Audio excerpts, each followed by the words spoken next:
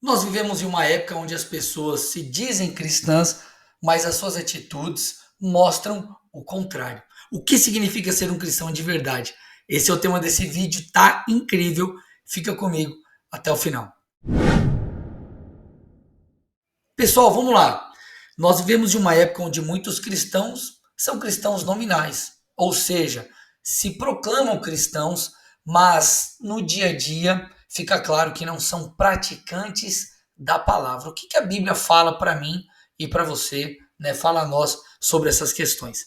Tiago 1,22 é o texto áureo sobre esse assunto. Ele diz assim, ó: sejam praticantes da palavra e não somente ouvintes, enganando a vocês mesmos. Olha que interessante. O texto está dizendo que aquele que não pratica a palavra, ok? É somente um ouvinte, ele se engana. Ele engana a si mesmo. O que isso significa? A palavra enganando no grego, ela fala sobre algumas coisas como, por exemplo, considerar errado, iludir com opinião falsa, enganar com falso raciocínio, ou seja, aquele que não pratica a palavra, ele está sendo iludido. Por que iludido? Porque ele acredita que ele é um cristão de verdade e, segundo as escrituras, não é. Ele está tendo, ou ele tem uma compreensão errada da Bíblia, errada do que significa um cristão. E por que é interessante falar isso? Porque muitas pessoas acreditam que ser cristão é apenas crer, basta crer, é uma espécie de estado de consciência e nada mais. Contudo, eu vou explanar, vou conversar com vocês aqui para que você entenda que ser cristão não basta, para ser cristão, não basta crer. Nós precisamos viver como um. Antes de você achar que eu estou, né, falando heresia aqui, obviamente a fé é ponto básico na vida com Deus. Nós somos salvos, inclusive, pela graça mediante a fé. Ok? Paulo em Romanos 10,9 diz: se em seu coração crer que Deus o ressuscitou dentre os mortos, você será salvo. O escritor de Hebreus fala que sem fé é impossível agradar a Deus. Sem fé, nós sequer podemos desenvolver um relacionamento com Deus, porque Ele não está aqui, né, visivelmente diante de nós. Então, nós nos relacionamos com Deus por fé. Fé é pressuposto básico da vida com Deus. Contudo, todavia, entretanto, Tiago deixa claro que a fé precisa gerar obras. A fé, ela precisa gerar um resultado. Por quê? Fé não fala apenas de acreditar. Fé nos conduz a um estilo de vida diferente. Então, por exemplo, Tiago 2, versículo 14, ele fala assim, ó: meus irmãos, qual é o proveito se alguém disser que tem fé, mas não tiver obras? Olha que interessante. O que mais que ele diz aqui, ó? Versículo 21. Por acaso não foi pelas obras que Abraão, nosso pai, foi justificado quando ofereceu seu filho Isaque sobre o altar? Opa, versículo 22. Você percebe que a fé operava juntamente com as suas obras e que foi pelas obras que a fé se consumou. Então ele fala que a fé, ela é consumada pelas obras. Por isso que no versículo 24 de Tiago 2, a Bíblia diz assim: vocês percebem que uma pessoa é justificada pelas obras e não somente pela fé. Então, a ideia que Tiago está trazendo aqui é: eu creio, por isso eu faço. Ok? Eu creio, então eu faço. Eu creio, logo eu faço. Então, fé e obras andam juntas. Por isso que Jesus, em Mateus 7, ele falou o seguinte, ó: nem todo aquele que me diz Senhor, Senhor entrará no reino dos céus, mas apenas aquele que faz a vontade do meu Pai. Por quê? Porque a minha fé em Cristo, ela precisa ser provada ou manifesta por minhas obras. Por quê? Porque a fé em Cristo mudou minha maneira de pensar, minha maneira de ver o mundo, minha maneira de ver padrões morais e tantas outras coisas.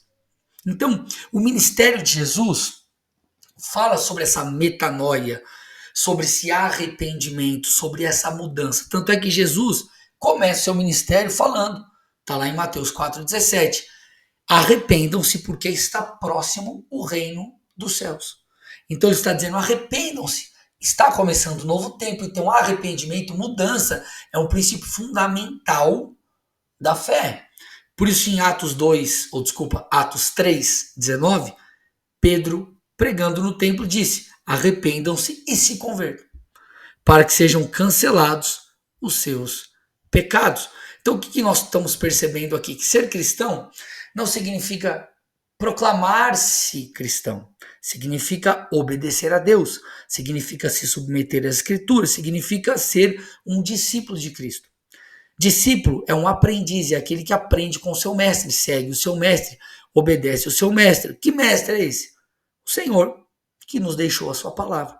Então, quando você está diante de uma pregação, diante da palavra, lendo-a, por exemplo, como que você reage?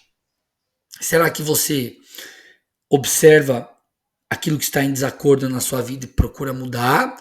Ou você simplesmente lê como um livro qualquer? Isso mostra se você é convencido ou convertido, porque um convencido, o que ele faz? Ele olha para a Bíblia e fala assim, uau, que coisa legal isso aqui, que bacana, mas fica nisso mesmo. Ele não muda a sua vida, ele só acredita que aquilo é bom, que é lindo, que é belo, mas não aplica, não pratica. Então o Tiago está dizendo, quem não pratica se engana, ok? Então nós não podemos viver uma vida espiritual fake. Agora, eu quero falar com vocês sobre quatro evidências de que alguém se tornou um cristão genuíno. Tudo bem? Alguém que é praticante da palavra. A primeira delas, a tristeza segundo Deus. Gente, vamos lá. Não tem como mudarmos de vida sem nos entristecermos com o pecado cometido. Então, se não há tristeza pela maneira que nós vivemos a vida hoje, pelos nossos pecados, não tem como existir arrependimento. Para que haja arrependimento e mudança, precisa existir essa tristeza que é boa, esse arrependimento. Então, nós temos que olhar para os nossos pecados, para coisas que cometemos ainda e está de acordo com a palavra, está em desacordo com a palavra, falarmos assim, cara, isso fere a Deus, isso fere as Escrituras e eu vou mudar, eu preciso mudar. Por quê, gente? Pecado nos separa de Deus, pecado é mal, pecado é destrutivo. Segunda característica, confissão do pecado. Essa é a segunda evidência. 1 João 1,9 diz assim, se confessarmos os nossos pecados, ele é fiel e justo para nos perdoar os pecados e nos purificar de toda a injustiça. Detalhe, confessar o pecado aqui não é uma palavra mágica. Ah, Deus me perdoa e a palavrinha mágica para Deus me perdoar. Não. Confessar, no grego aqui, é admitir ou declarar-se culpado de uma acusação. Então, é como se você olhasse para os pecados e falasse assim, Deus, eu realmente errei. Eu sei que eu sou pecador, então eu confesso. Eu me humilho. Eu reconheço. Eu peço perdão. E porque esse processo é genuíno, nós entramos na terceira característica, que é abandono do pecado. Não basta confessar, não é o confessar pelo confessar, mas é o abandonar. Então o arrependimento não é só o reconhecimento do erro, é abandonar as práticas equivocadas. Por isso que Provérbios 28:13 diz assim, ó, quem cobre as suas transgressões jamais prosperará, mas o que as confessa e abandona, alcançará misericórdia. Então o texto está dizendo que eu não só confesso, eu confesso, e porque isso é genuíno, eu abandono, eu renuncio, eu deixo o meu pecado. Então o cristão de verdade, gente, ele abandona o pecado, ele deixa o pecado, ele se arrepende dos seus erros. Então nós vivemos em dias em que os cristãos parece que eles flertam com o pecado. Só que nós temos que abandonar o pecado. Por quê? E aqui eu entro na quarta característica. Odiar o pecado e desejar as coisas de Deus. Então um cristão, ele passa a odiar aquilo que é pecado. Ele passa a olhar para suas práticas e ele começa a dizer assim, cara, peraí, isso está errado, eu não quero mais isso. Por quê? Porque eu não gosto mais disso. Por isso que Ezequiel 36:31, a Bíblia diz assim, ó, então vocês se lembrarão dos seus maus caminhos e das suas ações que não foram boas, e terão nojo de vocês mesmos, por causa das suas iniquidades e das suas abominações.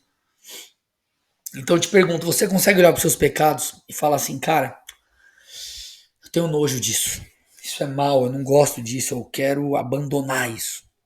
Então, essa é uma grande característica de um cristão que mudou, de alguém que é crente de verdade. Ele não flerta com o pecado, ele não luta, ou melhor, ele não deseja o pecado, apesar de existir uma luta contra o pecado. Ele olha para aquilo e fala, cara, por mais que às vezes eu sou tentado, eu rejeito isso, isso não é bom, eu não olho mais com bons olhos para isso. E ele também passa a desejar as coisas de Deus. Então ele odeia o que é do inimigo, o que afasta ele de Deus, e passa a desejar aquilo que o aproxima de Deus. João 4,34 diz assim, Jesus falando, a minha comida consiste em fazer a vontade daquele que me enviou e realizar a sua obra. Então Jesus desejava fazer a obra do Pai, desejava as coisas de Deus, desejava as coisas do reino. Ah, André, mas Jesus era Deus, ok, mas ele abriu mão de sua glória e veio, viveu aqui nessa terra como ser humano, sendo capacitado pelo Espírito. Logo, eu e você podemos viver assim também. Por isso que o salmista, Salmos 40, verso 8, diz assim, o salmista está dizendo, eu tenho prazer em fazer a tua vontade, meu Deus, pois a tua lei está em meu coração. Então nós temos que desejar fazer a vontade de Deus. Como? A partir do momento, ou quando? A partir do momento que nós lemos as Escrituras, tivermos contato mais e mais profundo com a Bíblia. Jó 23:12, olha o que esse homem disse. Eu não me afastei dos mandamentos dos seus lábios. Eu dei mais valor às palavras de sua boca do que ao pão de cada dia. Então, gente, vamos lá. Nós não podemos ser cristãos nominais. Nós temos que ser cristãos genuínos, verdadeiros, que praticam a palavra, porque caso contrário nós enganaremos a nós mesmos por uma vida espiritual fake. Não viva desse jeito. Curte esse vídeo, deixe teu comentário, se inscreva no canal e ative as notificações e eu te espero no próximo vídeo.